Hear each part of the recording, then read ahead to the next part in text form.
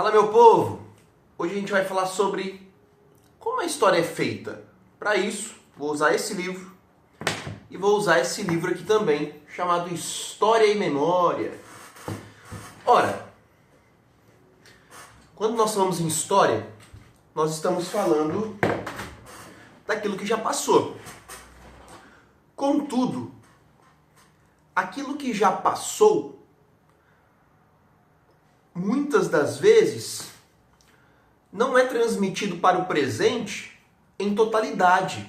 Isso é, em outras palavras, a minha vida, Gustavo Monteiro Iguaçu, no futuro haverá coisas que não serão lembradas, haverá coisas que não terão como serem comprovadas, justamente porque não haverá vestígios. Por exemplo, tudo isso que é meu poderá ser perdido.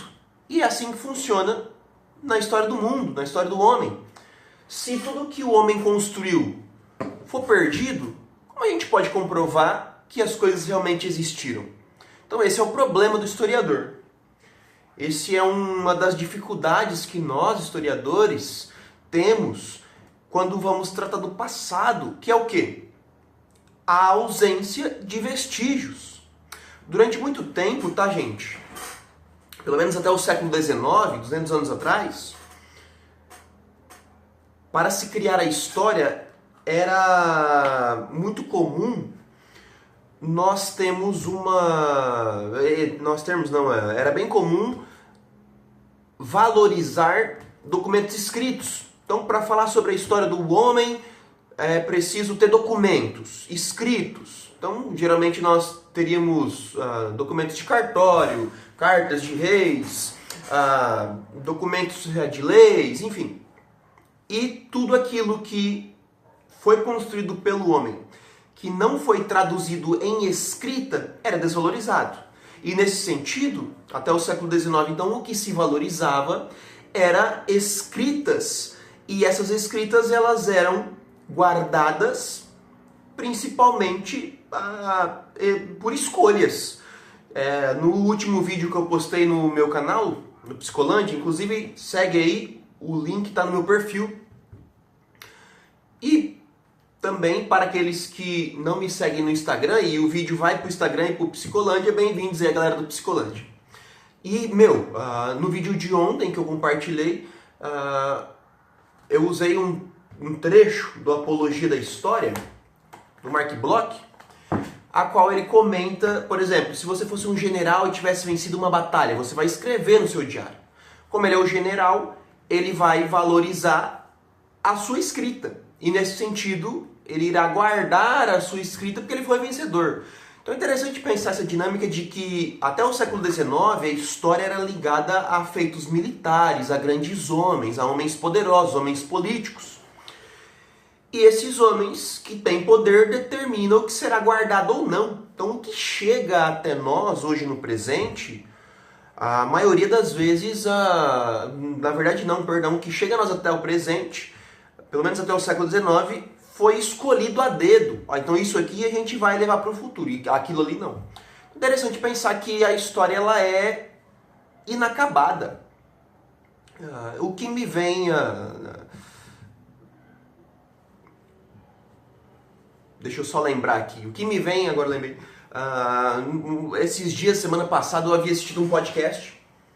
E, gente, você percebe uma coisa, tá? Aqui não tem corte, aqui é como se fosse uma aula na sala de aula mesmo, né? Na escola, a gente esquece palavras, a gente gagueja, a gente erra lá formas de falar, e é assim que funciona na vida real, tá? Não cai aí nesses vídeos que os caras falam bonitinho, os vídeos editados. Na raça é assim mesmo, a gente esquece, a gente tem que pensar, e comigo, pelo menos comigo, tá? Isso não é um ponto positivo ou negativo, mas eu gosto de fazer as coisas espontaneamente. Então eu li um texto hoje e falei, vou falar sobre isso. E eu não escrevo nada, que é na conversa mesmo. E assisti um podcast esses dias, e era um podcast de 3 indivíduos. Não sei se vocês viram aí um cara esses dias que falou que não contratava esquerdista, que tinha que trabalhar 80 horas na semana, enfim, era um podcast que esse cara tava lá. E, meu, os caras comentando sobre história e... Inclusive, eu tava assistindo o podcast perto da Bruna, né, minha esposa. Eu tava louco, tava bravo, porque os caras estavam mentindo, cara, a cara dura. E quando não mentia, falava erros grotescos da história. E eu fui no comentário do chat ao vivo e falei, cara, distorções históricas, erros históricos e desonestidade em relação ao conteúdo da história. E aí uma galera lá no chat, então fala você aí a história verdadeira. Gente, não existe história verdadeira, põe isso aí na sua cabeça. Por quê? Porque a gente não sabe o passado em totalidade. O vestígio que chega até nós, ele é fragmentado. Então não tem como eu falar de uma história verdadeira. O que existiu foi o fato histórico. Por exemplo, existiu a Segunda Guerra Mundial. Os Estados Unidos tacou 2 bombas atômicas em cidades no Japão. Isso é o fato. Como o fato chegará até nós, a fonte, o vestígio, isso aí não tem como eu controlar. Então quem vence a guerra determina o que será lembrado. Então não existe uma história verdadeira. O que existe são olhares da história, tá? A história é fragmentada. A história, como diz o Mark Bloch, é uma eterna produção inacabada. Não tem como você determinar, é assim que funciona, não saberemos mais. Então isso não existe, tá? Inclusive aqui, ó, nesse livrinho, que chama Pesquisa em História, as autoras vão dizer o seguinte: o conhecimento histórico é historicamente produzido. Isso quer dizer o quê? Conforme novos vestígios vão aparecendo, descobrir um baú com cartas de Dom Pedro II. Cara, então nós precisaremos voltar na história de Dom Pedro II, ler suas biografias e usar essas novas fontes, esses novos vestígios, para, poderia-se dizer, revisar a sua história. E é isso que faz o historiador, tá, gente? A cada nova fonte, a cada nova geração de historiadores, novos problemas vão surgindo. E um problema que eu quero trazer para vocês é o seguinte: a fonte primária. O que é a fonte primária? Uma fonte primária é uma fonte que poderia explicar o ponto principal de certo contexto. Por exemplo, aqui no Brasil, quando os portugueses chegaram, tem um famoso documento que é chamado Carta de Pero Vaz de Caminha. Pero Vaz de Caminha foi um indivíduo que chegou ao Brasil e escreveu uma carta, é o primeiro documento que nós temos sobre o reconhecimento dessa terra que hoje chama Brasil. Então o cara chegou, escreveu uma carta ali de algumas páginas e enviou para o rei. E isso é uma fonte primária. É o primeiro documento que nós temos sobre a história do Brasil. E você tem esse documento aqui também, que é de deixa eu ver quem que é, de um alemão chamado Resistenden, sei lá como fala o nome, que ele veio, em 1549, passou em Pernambuco, tô lendo aqui atrás, tá? E pela Paraíba, e depois ele veio em 1550, quando ele ali chegou em Santa Catarina, depois ele foi para São Vicente, onde hoje é o São Paulo, tá? E depois ele foi preso na segunda viagem e capturado por índios, e ele viveu ali para contar a história, né? Então, em 1557, 50 anos depois que o Brasil foi descoberto, ele escreve esse livro aqui. Isso aqui é um olhar de um espanhol, ou do alemão. 2 viagens ao Brasil. Então você percebe uma coisa: quando eu vou estudar um assunto, eu preciso da fonte, que é uma fonte, tá? Não é o original, mas chega até nós ali com revisões, melhorias da linguagem, novas edições e assim por diante. Livro muito legal esse aqui. E você tem a Carta de Pero Vaz de Caminha também, que é um dos primeiros documentos que nós podemos nos remeter sobre o descobrimento do Brasil. Só que uma coisa, muitas pessoas hoje, muitos indivíduos, estão trabalhando aí na questão de te contaram uma história errada, eu vou contar a verdadeira história, que é aquela velha questão que eu trouxe ontem para vocês ali no vídeo, que eu postei lá no nosso canal. Segue lá inclusive o Psicolândia. Para quem está assistindo pelo YouTube, se inscreve aí, deixa o joinha e já faz um comentário para ajudar a gente. E os caras vendem essa ideia de bem contra o mal, não te contaram, mas eu vou contar. E gente, isso é papo furado para vender curso para otário, né? Desculpa o palavrão. o cara desavisado, o cara ignorante, vai lá e fala assim, opa, o cara mentiu pra mim, agora esse cara vai falar a verdade. E é isso. E você vai lá e compra o curso e o cara só falou mentira pra você também. E isso é verdade, há historiadores, há professores que mentem mesmo, tá? Há historiadores, há professores que são maus profissionais, mas há gente muito honesta, tá, gente? E aqui o Hans Staden vai então, junto com a carta de Pero Vaz de Caminha, ser uma fonte histórica para estudar o descobrimento do Brasil, formação do Brasil, os primeiros anos aqui do nosso país.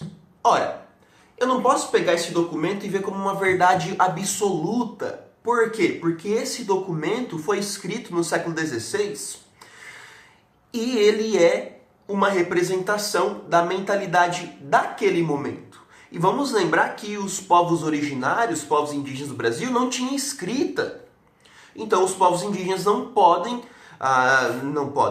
tiveram uma visão guardada sobre os europeus chegando aqui. Então o Hans Staden, ele tem uma visão de um alemão que vem por Brasil, tem contato com povos indígenas e escreve o seu olhar. Já os povos indígenas, como não tinham escrita, eles não podem ter vestígios sobre como eles viram os portugueses. E aí que tá, hoje nós temos tradições orais que são usadas para criar história também, mas na época não. O que na época era valorizado? A escrita. Então você vai entender uma coisa, né? Aqui que eu quero entrar agora. Esse livro chamado História e Memória, Jacques Le Goff, inclusive, se você quiser ler sobre história, se você ouvir qualquer pessoa falando de história, de Idade Média, e não falar o nome desse cara aqui, pula fora. Porque esse cara aqui é base estrutural para história, tá? Ele é essencial. Inclusive nas faculdades, ele sempre é uma bibliografia obrigatória. E diz lá no último capítulo do livro, ele diz o seguinte: de fato, o que sobrevive do passado não é o conjunto daquilo que existiu. É só uma parte. E também aquilo que sobrevive é uma escolha pelas forças que operam naquele momento. Então, quem tem a força, o poder de decisão em determinado momento da história, define o que será guardado. E aí que está. Olha o que ele diz. O conhecimento do passado não seria possível se ele não tivesse deixado traços, monumentos, que seria, por exemplo, habitação, paisagem, fósseis, pesos, medidas, moeda. Se não houvesse essas coisas que chegassem até a gente hoje, não tem como eu explicar o passado. Como eu vou explicar um passado se não tem a comprovação? Só que, quando as pessoas dizem assim, voltem às fontes primárias, vá ler a carta de Pero Vaz de Caminha, você tem que entender uma coisa, que é aqui que ele vai deixar, ó. Pera lá. O historiador hoje, ele tem que trazer à luz como foi feito esse material. Porque essa fonte primária, ela é uma fonte que ela foi, aqui, ele diz agora, uma forma de instrumento de poder. Por quê? Porque se o documento no século XIX, o documento para criar história, é só escrito, muitos povos que não tinham escrita são ofuscados, são ocultados da história. E é aí que ele vai dizer o seguinte, ó. Não existe um documento objetivo. A ilusão de alguns historiadores via no documento uma prova de boa-fé. Olha, então o Hans Staden, o Pero Vaz de Caminha, escreveu a verdade. Só que o Pero Vaz de Caminha e o Hans Staden viu por uma ótica daquele indivíduo que ele era. Quem é Pero Vaz de Caminha? Qual que é o grupo social que ele se enquadrava lá em Portugal? O grupo que ele se enquadra irá determinar a visão de mundo que ele tem. Um bilionário hoje, por exemplo, não tem uma visão de mundo daquele indivíduo que não tem teto, por exemplo, alguém que mora na rua, um desabrigado. Então você vai perceber que o olhar que você tem do mundo é refletido pela forma com que você se enquadra nesse mundo. O grupo que você é determina a forma com que você vai ver as coisas. E é assim na criação dos documentos escritos. Então muita gente fala assim, vai ler o Pero Vaz de Caminha ou Hans Staden para você entender a história do Brasil. Negativo.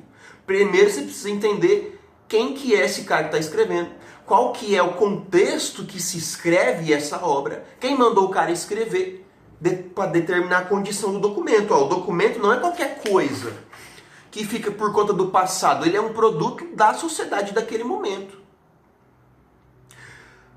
E ele é resultado do grupo que tem o poder também naquele momento. Inclusive tem uma cena, deixa eu ver se eu acho aqui para vocês, calma lá.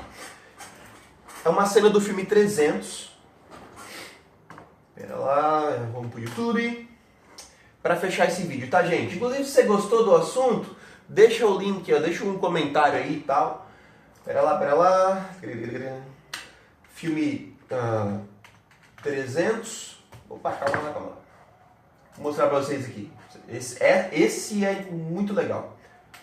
300, Xerxes e Leônidas. Deixa eu colocar no máximo de volume aqui. Opa, segura aqui, vamos lá. Ó. Nossa situação em termos de segurança pública, se não for a pior do mundo, é certamente... Beleza. Ó, pera lá então. Filme 300. Eu facilmente mataria qualquer um dos meus... Você tem muitos escravos, Xerxes. Ontem, com minha lança. Eu posso. Experiências se ajoelharam. Já só uma forte cansa. Seu sacrifício. Ó, presta atenção. O que acontece nesse filme aqui? E por que eu estou usando o filme para trazer o exemplo, né? Perceba o diálogo para você relacionar com tudo que eu falei até agora. Eu vou apagar a mera lembrança de Esparta da história. Eu vou apagar a mera lembrança de Esparta da história. Todo pedaço de pergaminho grego vai ser queimado. Todo pedaço de pergaminho vai ser queimado. Qualquer historiador e escriba grego terá os olhos arrancados e suas línguas cortadas de suas bocas. Quem proferir o nome de Esparta ou Leônidas vai ser punido com a morte. Você acabou de entender como que se produz a fonte histórica? Então, vamos imaginar que os 300 de Esparta perderam a guerra. E o vencedor da guerra simplesmente vai destruir tudo aquilo que tem de Esparta. Rapaz, o tanto de sociedade que existiu no mundo que a gente não faz ideia que existiu, porque colonizadores destruíram as fontes. Por exemplo, se você for perceber que no século XX, lá na Alemanha nazista, teve um evento que foi uma queima geral de livros proposta por Hitler. Se você for ver no final do Império Romano, há inúmeros pergaminhos de filósofos gregos que são queimados, gente, na formação ali da Idade Média. Se não fossem os árabes terem guardado alguns documentos, a gente nunca nem saberia quem foi Aristóteles. Tanto é que foram os árabes que guardaram pergaminhos e livros de Aristóteles, que só foi redescoberto lá no século XII. O Aristóteles é do século V a.C. Ele foi redescoberto na Europa no século XII depois de Cristo. 1200 anos depois, cara. Então assim, o que a gente chama de história, ela é resultado de pesquisas que são feitas a partir de fontes, porém, as fontes elas são limitadas. E por serem limitadas, impede que essa questão da história verdadeira acaba caindo por terra. Não existe uma história verdadeira. Existe o fato histórico, né? Houve a guerra dos espartanos contra os persas. Mas não há uma história verdadeira por trás. Há uma interpretação que é feita a partir do vestígio que chegou até nós. Bom, era isso que eu queria falar, tá? Então fica ligado aí quando essa galera fala de história verdadeira. É picuinha, pilantragem, picaretagem. E se você seguir a gente aqui, você vai ter aí algumas ferramentas para não cair na lábia desses malucos. Tamo junto? Se inscreve aí no canal, porque o vídeo tá pro YouTube. Para quem tá no Instagram, manda o vídeo para alguém. Aí vamos conseguir compartilhar os conteúdos de história pra galera que se interessa. Tamo junto.